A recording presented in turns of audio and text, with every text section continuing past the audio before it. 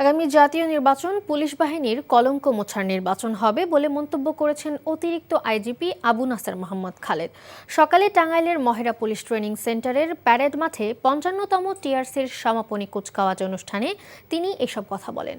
আবু নাসের মোহাম্মদ খালেদ বলেন, পুলিশ নিয়ে সাধারণ মানুষের যে ভুল ধারণাগুলো রয়েছে, ভালো কাজের মাধ্যমে সেই সব পরিবর্তন করতে হবে। বাহিনীর স্বচ্ছতা ও জবাবদিহিতা নিশ্চিতে কার্যক্রম চলমান রয়েছে বলে জানান তিনি।